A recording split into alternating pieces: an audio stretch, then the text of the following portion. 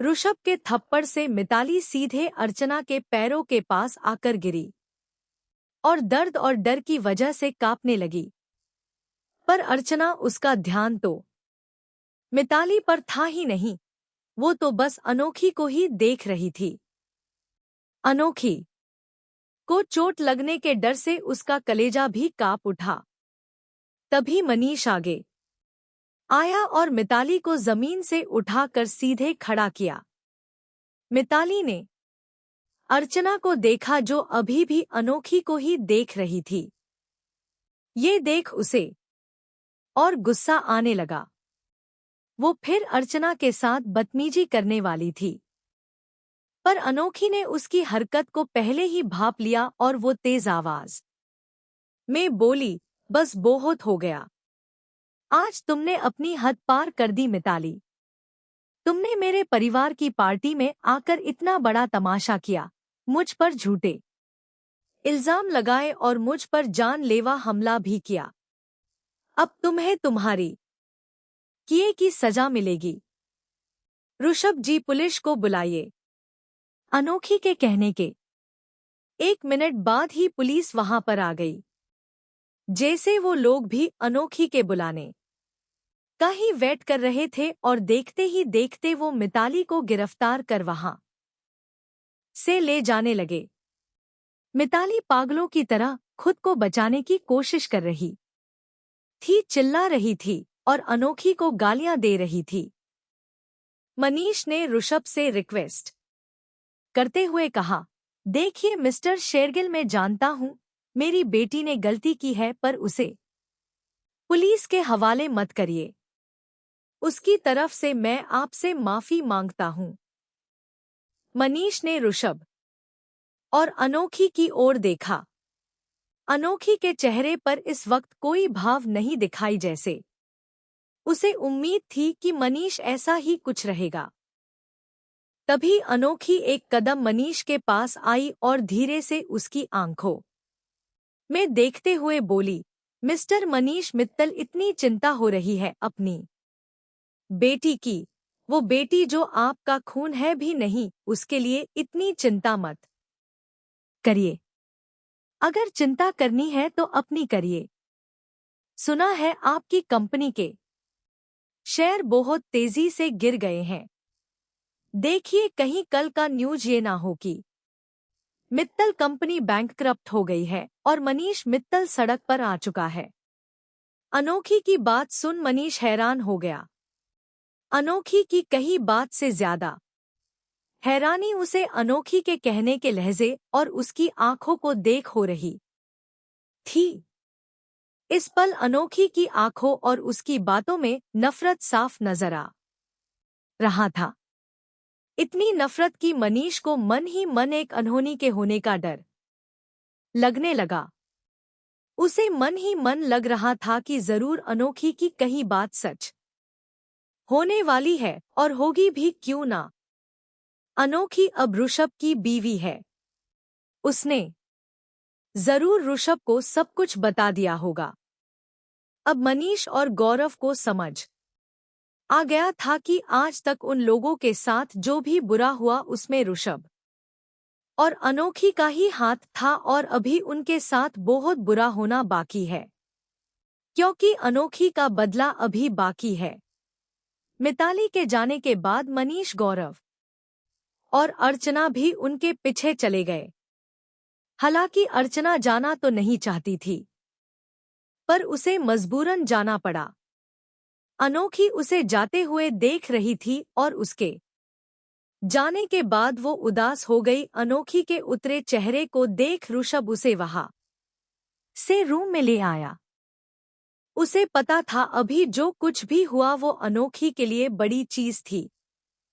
उसकी क्यूट बीवी तो किसी से ऊंची आवाज में बात तक नहीं कर पाती थी, पर हालातों ने उसे अपने ही परिवार से लड़ने पर मजबूर कर दिया था।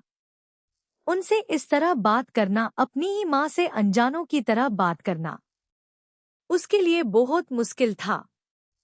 वो नहीं चाहता था कि अब अनोखी एक पल के लिए भी वहां खड़ी होकर झूठी हंसी हंसे, इसलिए वो तुरंत उसे कमरे में ले आया।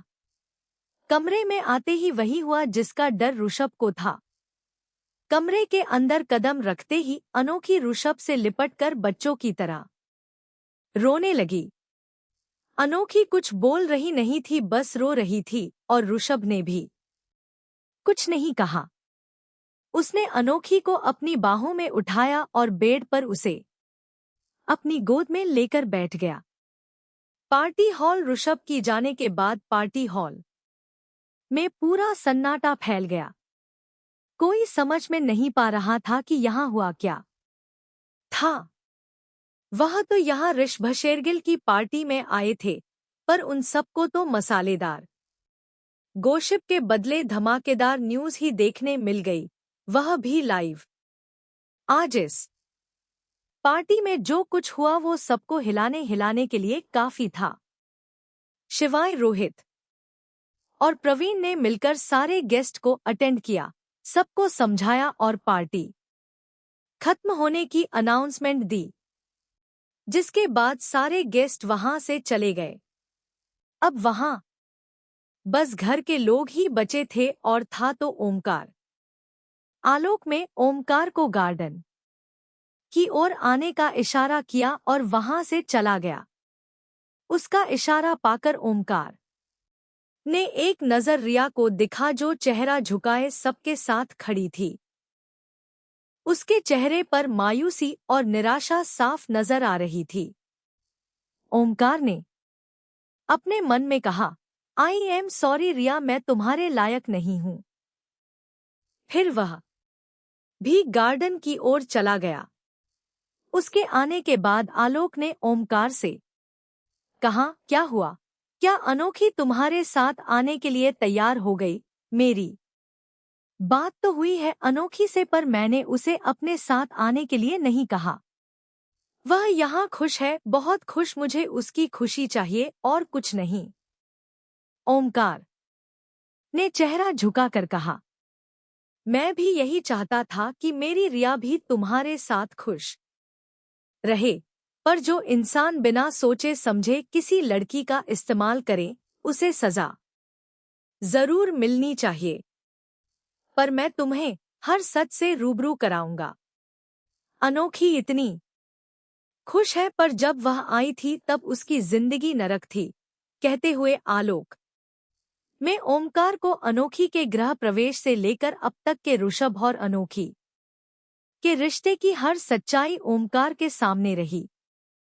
फिर भले वह ऋषभ का अनोखी को टॉर्चर करना हो, उसके टॉर्च करने के गिल्ट में खुद को कई महीने ओमकार के सामने रही।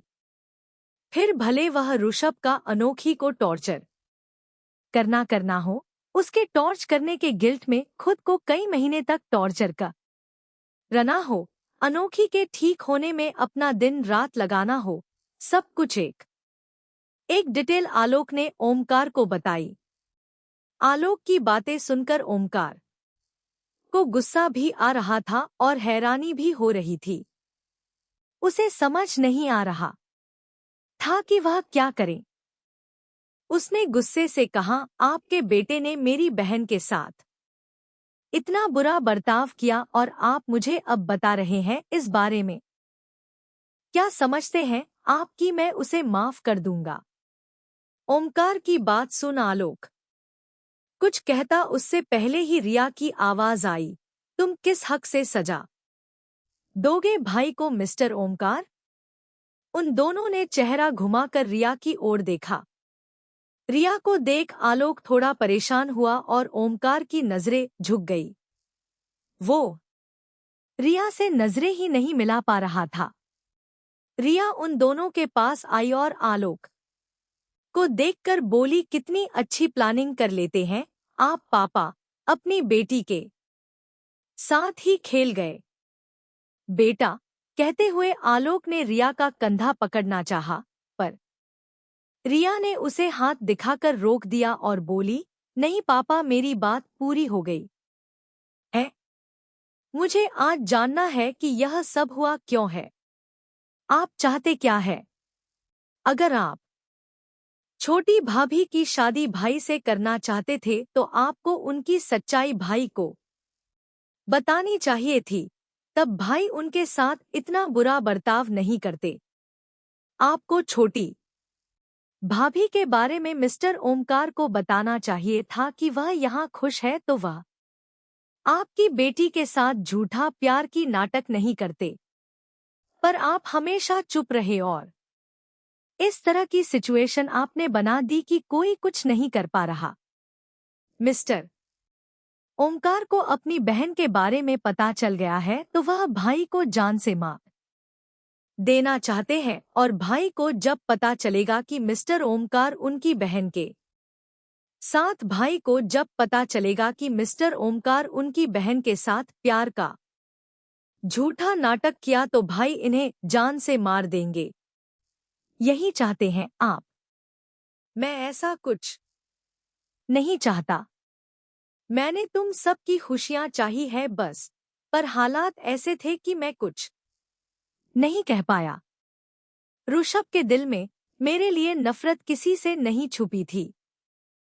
अगर उस वक्त मैं अनोखी के बारे में बताता तो भी ऋषभ कभी मेरी बात पर भरोसा नहीं करता और इस बात का फायदा अनंत सेठी उठाता और अनोखी उसके पास हो जाती, फिर कोई नहीं बचा पाता उसे। ऋषभ ने गलती की और उसने उस गलती की सजा चुनी, खुद को सजा दी और अनोखी ने ऋषभ को माफ कर उसके साथ जिंदगी बिताने का फैसला किया। और रही बात उनका ओमकार को बताने की, तो ओमकार मुंबई कब आया, तुमसे कब मिला, इस बात की मुझे खबर कुछ दिनों बाद हुई और तुम जानती हो कि अनोखी की रिकवरी के लिए उसका हर टेंशन से दूर रहना, किसी की बात की चिंता उसे ना देना बहुत जरूरी था।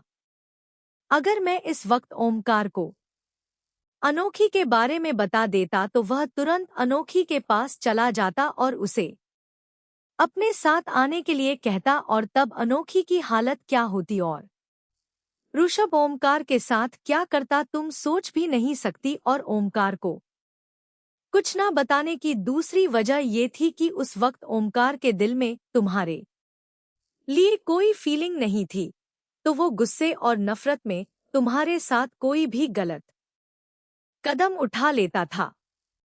इंसान गुस्से और नफरत में क्या कर जाता है यह तो तुमने ऋषभ से जान ही लिया होगा, और मैं नहीं चाहता था कि तुम्हारे साथ भी कुछ ऐसा हो। मैं जानता था कि तुम ओमकार के दिल में अपनी जगह बना ही लोगी और उसके बाद ओमकार कभी तुम्हारे साथ कुछ गलत नहीं कर पाएगा। मेरे चुप रहने की वजह बस यही थी। बाकी बात चाहे 20 साल पहले की हो या आज की, मैंने हमेशा अपने परिवार के बारे में ही सोचा है। तुम बड़ी हो, समझदार हो, उम्मीद करता हूँ तुम अपने पापा को समझोगी। आलोक ने रिया के गाल पर हाथ रखकर कहा। वह थोड़ा सा इमोशनल हो गया था और अपनी बात कहने के बाद वो वहां से चला गया। वह थोड़ा सा इमोशनल हो गया था और अपनी बात कहने के बाद वो वहां से चला गया। आलोक की बात सुन रिया को एहसास हुआ कि उसने अपना गुस्सा अपनी बातों के जरिए आलोक पर निकाल दिया। उसे बहुत बुरा लगा। आपने कहीं बातों पर वो नम आंखों से आलोक को जाते हुए देखने लगी और ओमकार बेपसी से रिया को देख रहा था। उसने बहुत मुश्किल से उसका नाम पुकारा, रिया। तभी रिया पलटी और उसने ओमकार को गुस्से से देखा। वो अपनी एक एक शब्द पर जोर देते हुए बोली, तुमने मेरे साथ जो भी गलत किया उसके लिए ना तो मैं तुम्हें माफ करने और ना ही उसके लिए कोई सजा दूंगी, क्योंकि मुझे तुमसे कोई वास्ता नहीं रखना। पर तुम मेरे भाई भाभी से दूर रहना। मेरे भाई और भाभी के रिश्ते को खराब मत करो। भाई भाभी से बहुत प्यार करते हैं और भाभी की करती है, यह तुमने देखा है। मैं जानती हूँ और मानती हूँ कि भाई ने भाभी के साथ बहुत बुरा किया। एक लड़की होने के नाते मैं भाभी का दर्द समझ सकती हूँ, पर भाई ने हर वो पूरी कोशिश की कि वह उस बात के लिए खुद को सजा दे। उन्होंने हर कोशिश की, उन्होंने जितना दर्द भाभी को दिया उतना ही दर्द को खुद को दे, वो भी हर रोज, फिर चाहे वह मेंटली हो या फिजिकल।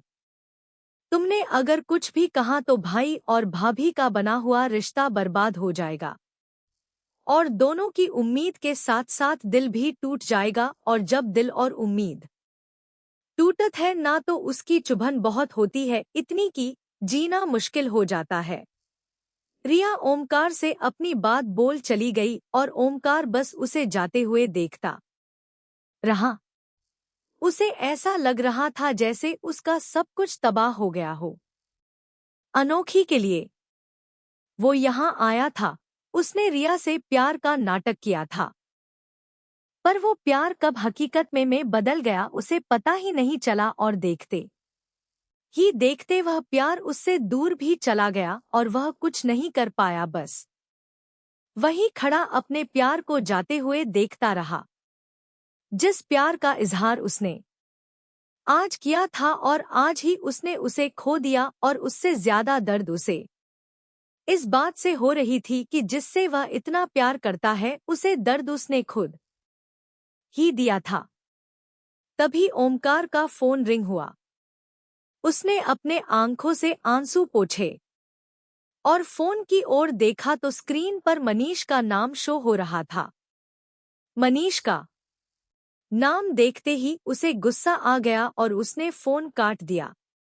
अगले 2 मिनट बाद उसका फोन फिर बजा, पर इस बार उसे अर्चना का फोन आया था और उसने अर्चना का फोन उठा लिया। सामने से अर्चना बोली, ओमकार पुलिस स्टेशन आजा, तेरी जरूरत है यहाँ, तेरे पापा बहुत परेशान हो रहे हैं। ओमकार शांत जानता था कि उसे फोन जरूर आएगा, क्योंकि अब मित्तल कंपनी की इतनी औकात नहीं रही कि वह अपने दम पर मिताली को जेल से छुड़वा तक सके, वरना गौरव को ही छुड़वा लेते। पर ये ओमकार कर सकता था। अपने हिडन आइडेंटिटी की वजह से वह यह काम आसानी से कर सकता था। ओमकार ने कुछ सोचा और अर्चना से कहा, ठीक है माँ, मैं आ जाऊंगा, पर मेरी एक शर्त है। आपको मित्तल विला छोड़ना होगा, आपको मेरे साथ मेरे घर पर रहना होगा। मंजूर है। ओमकार की बात खत्म ही हुई थी कि अर्चना तुरंत बोली, तू नहीं भी कहता तो भी मैं तेरे साथ ही आती, क्योंकि अब मैं वहां नहीं रह सकती। मुझे ऐसा लगता ही नहीं है कि वह मेरा परिवार है, और आज जो हुआ उसके बाद में मेरी हिम्मत नहीं है। अर्चना की आवाज में कोई दर्द नहीं था, जैसे उसने पहले ही सोच लिया था कि उसे क्या करना है, और कहीं ना कहीं ओमकार भी ये बात जानता था। ठीक है, मैं आता हूँ। इतना बोल ओमकार ने फोन कट किया और खुद से बोला, मैं इतना तो जानता हूँ मिताली की अब तुम किसी कीमत पर नहीं बचोगी। ऋषभ शेरगिल तुम्हें किसी कीमत पर नहीं छोड़ेगा, इसलिए अगर मैं तुम्हें निकाल भी दिया तो भी तुम बच नहीं पाओगी, और अब तो मेरी अनोखी इतनी स्ट्रांग हो गई है कि वह अकेली तुम्हारे लिए काफी है, और उसका इतना बड़ा परिवार सब उसके साथ है, तो तुम सबकी उल्टी गिनती शुरू। फिर उसने पार्टी हॉल की ओर देखते हुए कहा, और मेरी सजा यही है कि मैं रिया से दूर रहूं, उसे कभी ना देखें। अनोखी हमेशा खुश रहना। और रिया, मुझे पता है तुम्हारी जिंदगी में मुझसे कई ज्यादा बेहतर इंसान आएंगे। अगर तुम्हें उससे प्यार हो जाएगा तो उसका हाथ थाम लेना, क्योंकि मैंने खुद अपनी तकदीर से तुम्हें मिटा दिया अपनी ही करनी से, तो मेरा कोई हक नहीं बनता है तुम्हें पाने का, और ना ही यह हक है कि तुम्हें पाने का ख्वाब देख सकूं। Goodbye Riya, I am sorry और आई लव यू। ओमकार आंखों में नमी, निराशा और दर्द लिए वहां से चला गया। उसके जाते ही पिलर के पीछे छुपी रिया बाहर आई और नम आंखों से उसे जाते हुए देख खुद से बोली, सही कहा तुमने मिस्टर ओमकार, मेरी जिंदगी में तुमसे बहुत अच्छा, बहुत बेहतर, भरोसेमंद इंसान आएगा और मैं उसका हाथ जरूर थामूंगी। Police station. ओमकार जब पुलिस स्टेशन आया तो देखा लॉकअप के अंदर मिताली अपने दोनों गालों पर हाथ रखकर बैठी थी। उसकी आंखें पूरी तरह लाल थी, बाल बिखरे थे, रोने की वजह से उसका काजल मस्करा सब फैल गया था और उसके दोनों गाल सूज गए थे। वह इतनी डरावनी लग रही थी कि अगर रात में बाहर निकले तो चुड़ैल भी उसे देख डर जाए। उसका एक गाल तो ऋषभ के थप्पड़ की वजह से सुजा था और दूसरे गाल को पुलिस स्टेशन की लेडी कांस्टेबल में सुजा दिया था, क्योंकि मिताली जब से आई थी तब से लाख मना करने के बाद भी वो पागलों की तरह चिल्लाई जा रही थी, इसलिए उसे शांत करने के लिए लेडी कांस्टेबल ने अपना ही तरीका अपना लिया। इसके बाद वो दोनों गालों पर हाथ रखे कोने में बैठ गई। मिताली की ये हालत देख ओमकार को बिल्कुल भी बुरा नहीं लगा। उसमें नजर घुमाकर अर्चना को देखा तो वह बेंच पर चुपचाप बैठी थी। उसके चेहरे पर कोई भाव नहीं है। ओमकार इंस्पेक्टर के पास गया और अपने साथ आए वकील के हाथों से पेपर लेकर इंस्पेक्टर को दे दिया। कुछ देर बाद मिताली को लॉकअप से बाहर निकाला गया। इंस्पेक्टर मिताली को देख बोला, नसीब वाली है तू जो बच गई, पर अपनी हरकतें सुधार ले, क्योंकि ऋषभ शेरगिल अगर किसी के पीछे पड़ जाता है तो उसकी आत्मा तक उससे डरती है और तू जिंदा ही उससे पंगा ले रही है। उसकी बीवी से दूर रहना समझी। मिताली बस खून का घुट पिककर इंस्पेक्टर को देखने के अलावा कुछ नहीं कर पाई और मनीष की हालत भी वैसे ही थी। ओमकार, मिताली, मनीष और गौरव को इग्नोर कर अर्चना के पास आया और उससे बोला, माँ चलो। ठीक है, बोल। अर्चना भी उसके साथ चलने लगी तो मनीष ने पूछा, तुम कहाँ जा रही हो अर्चना? मैं अपने बेटे के साथ रहने जा रही हूँ। चलो ओमकार, अर्चना ने बिना किसी भाव के कहा और ओमकार के साथ वहां से चली गई। जब मनीष, मिताली और गौरव पुलिस स्टेशन से बाहर आए तो न जाने कहां से वहां पर बहुत सारे रिपोर्टर आ गए और वह मिताली की तस्वीर लेकर उससे सवाल पूछने लगे।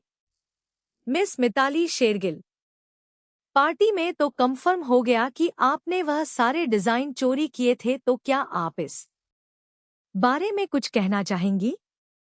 ऐसी क्या वजह थी जो आपको चोरी करनी पड़ी?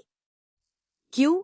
अगर आप में टैलेंट ही नहीं था तो आपने यह फील्ड चुना ही क्या? दूसरों की मेहनत पर खुद पैसे कमाना आपका शौक है या मजबूरी? दूसरों की मजबूरी का फायदा उठाने वाले मजबूर तो नहीं होते। इस बारे में आपका क्या कहना है?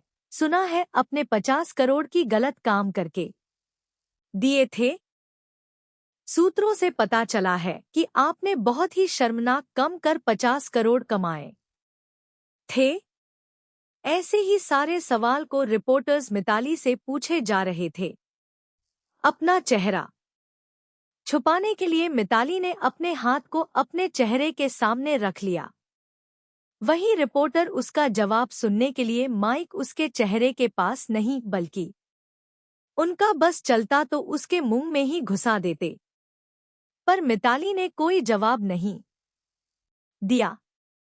वो बस चिल्लाकर बोली, मैंने ऐसा कुछ नहीं किया। लीव मी अलोन, दूर हटो मुझसे। पुलिस स्टेशन के बाहर इतनी भीड़ होने की वजह से जल्दी ही कुछ पुलिस वाले वहां पर आ गए और उन सब ने सारे रिपोर्टर्स को वहां से भगा दिया और मनीष जल्दी से मिताली को लेकर गाड़ी में बैठ गया। ओमकार की गाड़ी में बैठे अर्चना और ओमकार ये देख रहे थे। अर्चना ने खिड़की के बाहर देखते हुए ओमकार से कहा, ओमकार, इन रिपोर्टर्स को तुमने यहाँ भेजा था ना? उसकी बात सुन ओमकार ने गाड़ी स्टार्ट की और सामने देखते हुए कहा, मुझे जो सही लगा मैंने वही किया है। माँ, इतना बोल वो चुप हो गया। अर्चना ने भी फिर उससे कुछ नहीं पूछा, बस अपनी आंखें बंद कर अपना सर सीट से टिका लिया। होटल रूम बहुत देर तक रोने के बाद अनोखी शांत हुई। ऋषभ ने उसका चेहरा उठाकर देखा, उसका चेहरा पूरा आंसुओं से भीग गया था और उसका काजल भी फैल गया था। ऋषभ ने रुमाल लिया और बहुत ही आराम से उसके चेहरे को पोंछा। ऋषभ अपना माथा उसके माथे से लगाकर बोला, कपकेक। ऋषभ ने इतना कहा ही था कि अनोखी भरे गले से बोली, ऋषभ जी, जब मम्मा को सच का पता चलेगा तो वो पूरी तरह से टूट जाएंगी ये जानकर कि उनकी बेटी की जिंदगी बर्बाद करने वाले कोई और नहीं, उनका अपना पति और उनका बेटा है। जिसे वो अपनी बेटी मान रही है वो उनकी बेटी नहीं है, और जिससे वो आज अनजानों की तरह मिली वो उनकी बेटी है। तब उनकी क्या हालत होगी? जैसी भी हालत होगी, पर तुम उन्हें संभालोगी कपकैक। जब सच उनके सामने आएगा तो तुम उनको हिम्मत दोगी। ऋषभ ने कहा तो अनोखी उसे नम आंखों से देखने लगी। ऋषभ उसके माथे को चूम कर बोला, और जहां तुम कमजोर पड़ोगी वहां मैं तुम्हारी हिम्मत बनूंगा। हम दोनों मिलकर सब कुछ ठीक कर देंगे। ऋषभ की बात सुन अनोखी ने कसकर उसे गले से लगा लिया और ऋषभ ने भी उस पर अपनी पकड़ मजबूत कर उसे अपने सीने में छुपा लिया। वह दोनों ही थे एक दूसरे की हिम्मत। आलोक ने सही कहा था, वक्त के साथ इनका रिश्ता गहरा होता जाएगा, पर अब वक्त बताएगा कि जब पूरी सच्चाई सामने आएगी तब इनका रिश्ता सच्चाई पर खड़ा उतर पाएगा या नहीं। ओमकार का अपार्टमेंट। ओमकार अर्चना को लिए अपने अपार्टमेंट में आ गया।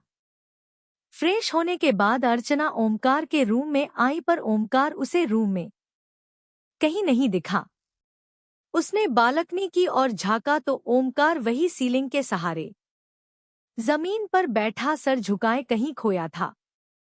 अर्चना उसके पास आई और उसके बगल में बैठ उसके कंधे पर हाथ रखकर बोली, ओमकार। उसके अचानक से आने पर ओमकार चौंक गया और उसने उसे देखा तो अर्चना चौंक गई, क्योंकि ओमकार की आंखें आंसुओं से भरी थी। ओमकार, क्या हुआ? तुम रो क्यों गए हो? अर्चना ने पूछा। तो ओमकार ने कुछ नहीं कहा, बस अर्चना के गोद में अपना कर रख लिया। अर्चना परेशान होते हुए बोली, ओमकार, मुझे चिंता हो रही है। बेटा बोलो, क्या बात है? कुछ नहीं माँ, बस बहुत दिनों बाद आप मेरे पास होना। आपको बहुत मिस किया मैंने। आज कई दिनों बाद परिवार के साथ हूँ, इसलिए। ओमकार ने रिया से जुदा होने के दर्द को छुपाते हुए बहाना बनाकर कहा। हालांकि अर्चना को भी उसकी कहीं बात पूरी तरह सही नहीं लगी, पर उसे लगा शायद अपने ही परिवार का ऐसा बर्ताव देख ओमकार भी टूट गया है। इसलिए वह उसके सर पर प्यार से हाथ फेर कर बोली, बस बेटा, अब मैं आ गई हूं ना। मैं तो हमेशा से ही कहती थी कि मेरे पास चले आओ, मेरे साथ रहो, पर तुम थे कि हमेशा दूर रहते थे। पर आज पता चल रहा है कि क्यों दूर रहते थे। जो बात मैंने आज जानी वह शायद तुम बहुत पहले जान गए थे। पर बेटा, मुझे यह समझ नहीं आ रहा कि हमारा परिवार ऐसा कैसे हो गया। तुम्हारे पापा ऐसे कैसे हो गए? तुम्हारी बहन ऐसा कैसे हो गई? अर्चना ने कहा तो ओमकार उठकर तेज आवाज में बोला, वह मेरी बहन नहीं है माँ। ओमकार की बात सुन अर्चना हैरान हो गई और उसने हैरानी से कहा, क्या कहा तुमने? मिताली तुम्हारी बहन नहीं है। अर्चना ने जब हैरान नजरों से ओमकार से सवाल किया तब ओमकार को एहसास हुआ कि उसने अभी अभी क्या कह दिया। ऐसा नहीं था कि वह अर्चना को सच नहीं बताना चाहता था, पर शायद जो आज हुआ और वह जगह अर्चना को सच बताने के लिए सही नहीं।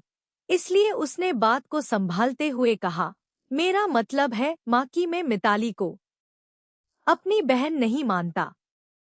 उसने जो कुछ भी किया है वैसा मैं कभी सोच नहीं सकता था, इसलिए मैं उसे अपनी बहन नहीं मानता। ओमकार की बात सुन अर्चना की हैरानी थोड़ी कम हुई। वो समझ रही थी उसकी बातों को। उसके मन में भी तो वही सब चल रहा था, पर उसने ओमकार के गाल पर हाथ रखकर कहा, ओमकार कह देने भर से तो खून के रिश्ते टूट नहीं जाते ना बेटा। यह सच कोई नहीं बदल सकता कि मिताली ही तुम्हारी बहन है। तुम नहीं मानोगे तो क्या यह सच बदल जाएगा?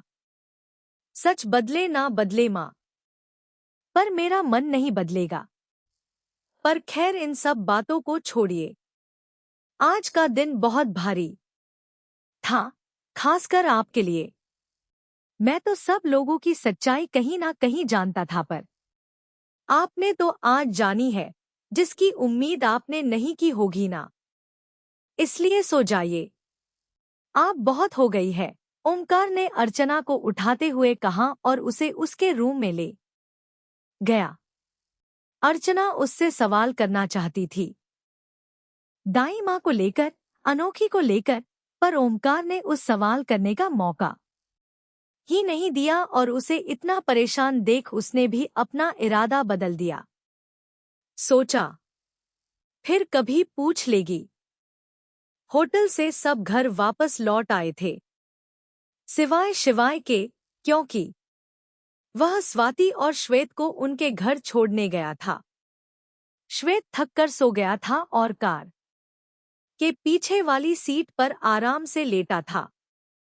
स्वाति कार की पैसेंजर सीट पर बैठी थी और शिवाय कार ड्राइव कर रहा था। स्वाति ने पीछे श्वेत को देख कहा, कार थोड़ा आराम से चलाना, श्वेत कहीं गिर ना जाए।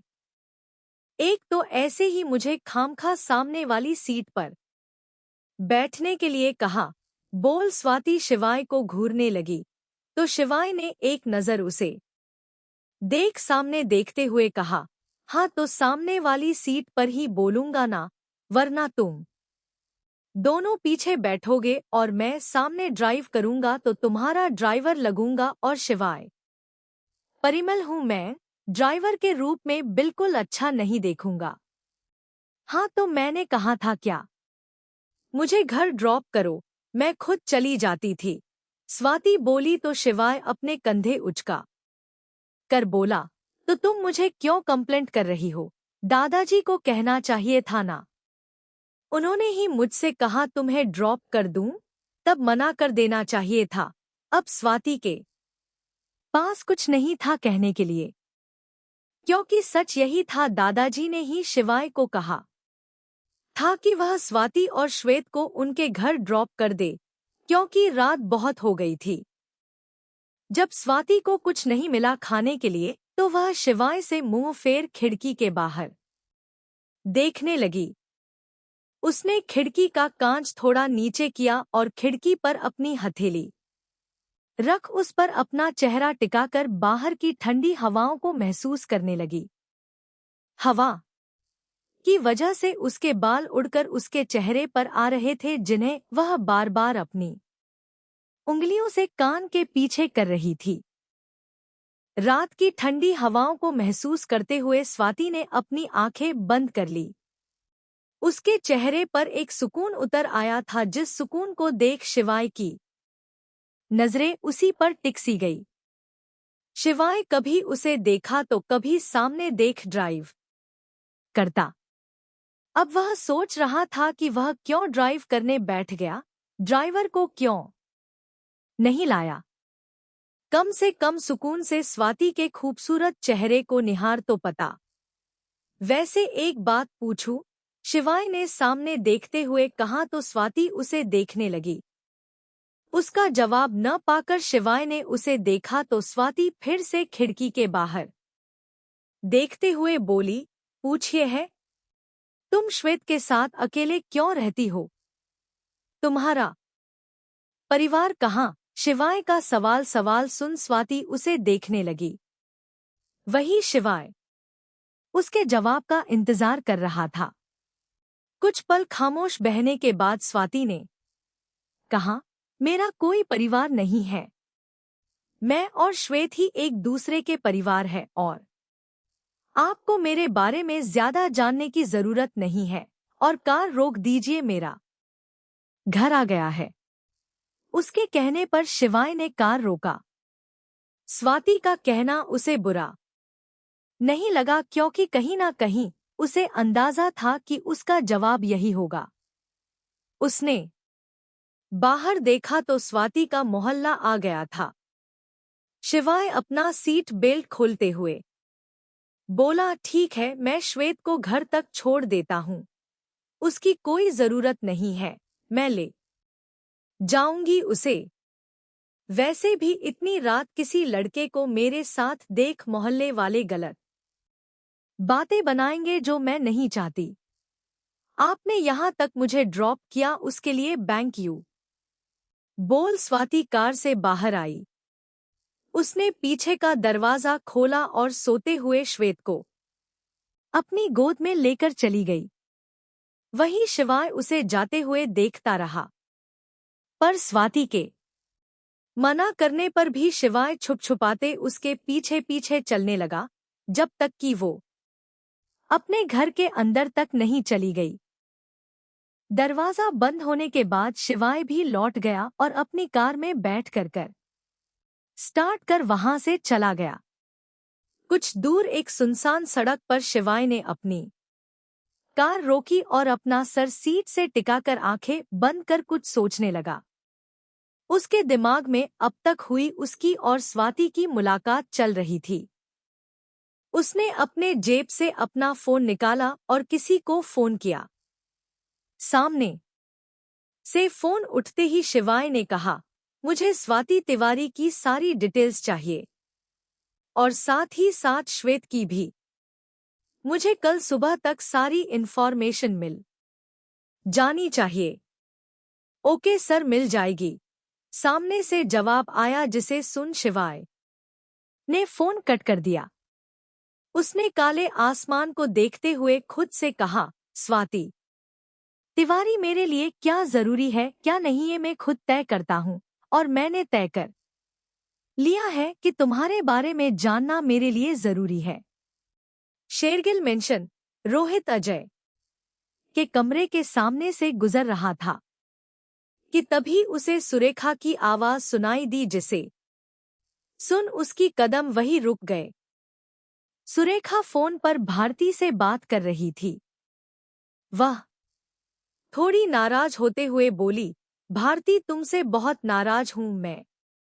एक तो तुम इतने सालों बाद मुझे मिली और उसके बाद इतनी जल्दी चली भी गई। ठीक से बात ही नहीं हो पाई हमारी और ना ही मैं रूही से कुछ बातें कर पाई। तुम्हारा बेटा भी नहीं आया था पार्टी में। भारती ने फोन की दूसरी ओर से कहा, सॉरी पर क्या करूं, जल्दी जाना पड़ा। रूही ऐसी पार्टी में ज्यादा आती नहीं है। मेरे बहुत बार कहने पर वह आई, और रही बात मेरी बेटे की तो उसे कुछ जरूरी काम आ गया था, इसलिए वह नहीं आ पाई। पर कोई बात नहीं ना, मैं फिर कभी मिलने आ जाऊंगी। फोन स्पीकर पर होने की वजह से रोहित भी भारती की आवाज सुन पा रहा था। रूही का नाम सुन उसकी आंखों के सामने आज हुई रूही से वह मुलाकात से याद आ गई। तभी सुरेखा ने कहा, अच्छा हुआ तुम रूही को मनाकर पार्टी में ले आई। कम से कम उसे देख तो लिया मैंने। कसम से भारती कितनी खूबसूरत हो गई है रूही। मैं तो पहचान ही नहीं पाई कि वह छोटी सी रूही इतनी बड़ी कब हो गई। बहुत खुशी हुई आज उससे मिलकर। बहुत प्यारी हो गई है वो। प्यारी और वो थोड़ी भी नहीं। गुस्सा तो हमेशा नाक पर रहता है उसके। भारती ने कहा तो सुरेखा बोली, खूबसूरत लड़कियों की नाक पर गुस्सा अच्छा लगता है। फिर कुछ याद आते ही वो आगे बोली, वैसे भारती तुम्हें याद है कैसे रोहित और रूही जब छोटे थे तब हम दोनों कहा करते थे कि हम उन दोनों की शादी करवा देंगे। हाँ हाँ क्यों नहीं, सब याद है मुझे। फिर सुरेखा मुंह बनाते हुए और थोड़ा उदास होकर बोली, पर मेरे गधे बेटे की वजह से हमेशा रूही उदास हो जाया करती थी। जब देखो तब उसे चिढ़ाता रहता था। अरे ऐसा क्यों बोल रही हो तुम? रोहित भी तो कितना अच्छा है। मिली ना आज मैं उससे। भारती ने उसे बीच में रोकते हुए कहा तो सुरेखा मुंह बनाकर बोली, हाँ बड़ा अच्छा है, जब देखो तब बचपन में रूही को रुलाता रहता था। तभी अजय ने सुरेखा से कहा, अरे क्या तुम भी बचपन की बातें लेकर बैठ गई हो? अब बच्चे बड़े हो गए हैं और बचपन का ख्याल अब मन में मत लाना। दोनों की जिंदगी है, दोनों को ही अपनी जिंदगी के बारे में फैसला लेने देना, वरना तुम्हारा कोई भरोसा नहीं है। अभी जाओगी रोहित के कमरे में और बोलोगी, जा रोहित मुझे रूही बहुत पसंद है, उससे शादी कर ले जाकर। अजय की बात और उसके कहने का अंदाज सुन फोन पर भारती हंसने लगी और सुरेखा मुंह बनाकर अजय को देखने लगी। वहीं रोहित अपने कमरे में चला गया। उसने दरवाजा बंद किया और कुछ देर वही खड़ा कुछ सोचता रहा। फिर वह अपने वार्डरोब की ओर चला आया। उसने अपनी अलमारी खोली और सबसे नीचे वाले दराज में पीछे छुपा कर रखा हुआ एक बॉक्स बाहर निकाला और उसे लेकर वह बेड पर आ गया। वह बॉक्स काफी पुराना लग रहा था। उसने वह बॉक्स खोला तो उसमें एक दुल्हन बनी प्यारी सी गुड़िया थी।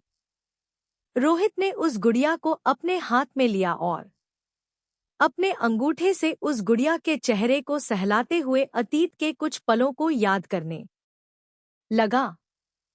फ्लैशबैक। मुंबई में ऋषिधर जी और भारती के पिता आपस में बहुत अच्छे दोस्त हैं और भारती के पिता की मदद से ही ऋषिधर जी ने शोभा का इलाज मुंबई में करवाया था, इसलिए दोनों परिवारों के बीच काफी अच्छी दोस्ती थी। भारती जब भी अपने पापा के घर आई थी तब दोनों घर के बच्चे साथ में खूब खेलते थे और सुरेखा और भारती की दोस्ती भी बढ़ गई थी। एक दिन रोहित अपने दोस्तों के साथ पार्क में क्रिकेट खेल रहा था। तभी वहां पर रूही आई। रूही बचपन में एकदम गोलू मोलू मोटी सी लड़की थी। उम्र में रूहान से कम होने के कारण वो हाइट में भी छोटी थी, इसलिए वह बिल्कुल एकदम गोल आलू की तरह दिखती थी, पर काफी क्यूट भी। वह रोहित के पास भागती हुई अपनी गुड़िया लेकर आई और उसने जोर से रोहित का नाम पुकारा, जिस वजह से रोहित का ध्यान बट गया और वह आउट हो गया। रोहित को बहुत गुस्सा आया रूही पर, क्योंकि उसके पुकारने की वजह से उसका लास्ट शॉट मिस हो गया और वह मैच हार गया। रोहित ने गुस्से से अपना बेड पटका और रूही के पास आकर बोला, रूही क्यों बुलाया तुमने मुझे? तुम्हारी वजह से मैं आउट हो गया ना। देखो मैं हार गया तुम्हारी वजह से। तभी रूही अपनी क्यूट आवाज में बोली, तो तुम हर वक्त यह क्रिकेट क्यों खेलते हो? चलो ना मेरे साथ घर घर खेलो। देखो मैं अपनी गुड़िया को लाई हूँ, वह भी दुल्हन बनाकर। मैं क्या लड़की हूँ जो घर घर खेलूं? रूहान ने कहा तो रूही हंसते हुए बोली, अरे बाबा तुम्हें लड़की होने की क्या जरूरत, तुम दूल्हा बना और मैं दुल्हन बनूंगी। पता है तुम्हें, मैं अभी घर से सुनकर आ रही हूँ, तुम्हारी मम्मा और मेरी मम्मा बोल रही थी कि जब हम बड़े हो जाएंगे तो वह दोनों हम दोनों की शादी कर देंगे। रूही ने रोहित का हाथ पकड़ लिया। रूही हमेशा रोहित के साथ ऐसा ही करती थी। वह इस के पीछे ही पड़ी रहती थी। उसकी जुबान पर एक ही बात होती थी कि उसे रोहित चाहिए। उसे रोहित के साथ खेलना है और रोहित से ही शादी करेगी। वो रोहित को बहुत पसंद करती थी और हर वक्त उसके आगे पीछे घूमती थी और रोहित उससे चिढ़ जाया करता था।